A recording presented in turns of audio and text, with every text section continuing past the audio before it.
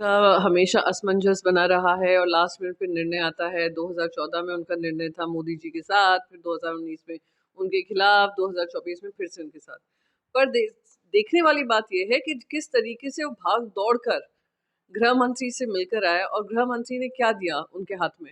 ये कहा कि 2 टिकट हम दे देंगे, वो भी हमारी पार्टी सिंबल पे। कार्यकर्ता तुम्हारे चाहिए, पर तुम्हारी काबिलियत नहीं है कि अपने सिंबल पे लड़ो और जीतकर महाझूठी अलायंस के साथ जुड़ सको।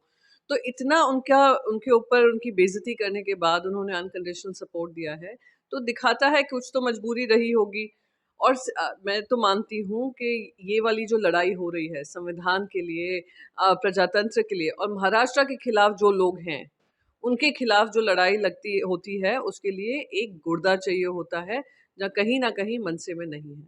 मैडम, कल हम कुछ सोशल मीडिया पे देख रहे थे कि राज ठाकरे कुछ दिन पहले ईडी दफ्तर गए थे, वो भी फोटो वगैरह वायरल हो रहे थे, तो क्या उसका असर है?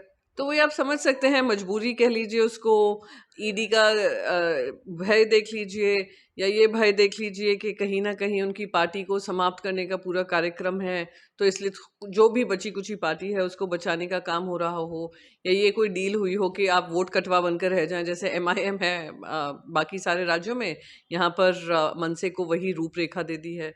तो ज़्यादा मैं इसमें पढ़ना नहीं चाहूँगी, क्योंकि मैं बार बार कहती आई हूँ, महाझूठी अलायंस को महाराष्ट्र की जनता शून्य रूप से देख रही है, और एक और उसमें बोगी जुड़ जाना, वो शून्य ही रहेगा। तो किसी तरीके का ना फायदा होगा, ना ही किसी तरीके का इनको मैं मानती हूँ किसी तरीके से सीट्स और बढ़ जाएंगी। तो उन्होंने जो भी किया होगा मजबूरियां ही रही होंगी, वरना कोई इतना डामाडोल नहीं रहता ऑल द टाइम। आज देवेंद्र फडणवीस एक भाषण में कह रहे थे कि हमारे साथ आज ओरिजिनल इंडियन जुड़ गए हैं। प्रधानमंत्री आकर कहते हैं ओरिजिनल शिवसेना, या आकर कहते हैं ओरिजिनल इंजन। तो यानी ये कह रहे हैं कि ना महायुति में कोई ओरिजिनल इंजन था, वो बगैर किसी इंजन के चल रही थी, महाझूठी गठबंधन है वो। हमारे देश, हमारे राज्य के मुख्यमंत्री भारतीय जनता पार्टी का फटका लगाए हुए प्रधानमंत्री के सामने हाथ जोड़े खड़े हैं, और 11 सीट भी शायद मिलने का इरादा नहीं है, उनको देने का इरादा नहीं है। तो ये तो कोई भी असली शिव सैनिक नहीं हो सकता है जो इतना हाथ जोड़कर खड़ा हो जाए प्रधानमंत्री के सामने, प्रधानमंत्री भी उनको ज़्यादा तवज्जो ना दे। तो ये महाराष्ट्र की संस्कृति नहीं है, संस्कार नहीं है कि दिल्ली के सामने जाकर अपने घुटने टेकते हैं। क्या? तो मैं यही कहूँगी कि जो भी कहा जा रहा है देवेंद्र फडणवीस का, वो अपनी पार्टी को बचाने का काम कर रहे हैं, जवाब है नहीं, डिफेंसिव हो रहे हैं। क्या राज ठाकरे के आने से विकास आघाड़ी पे असर पड़ेगा? नहीं, कोई असर नहीं पड़ेगा। जैसे मैंने कहा, शून्य शून्य शून्य और एक और शून्य जुड़ जाने से शून्य ही नतीजा आने वाला है।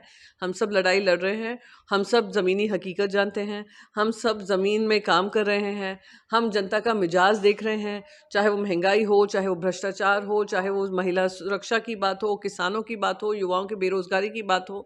जिस तरीके से सारे धंधे यहाँ से लेकर गुजरात भेजे गए हैं, उसको लेकर मन में एक गुस्सा हो जनता के बीच में, हम वो जनता के बीच में जा जाकर हम संपर्क में हैं।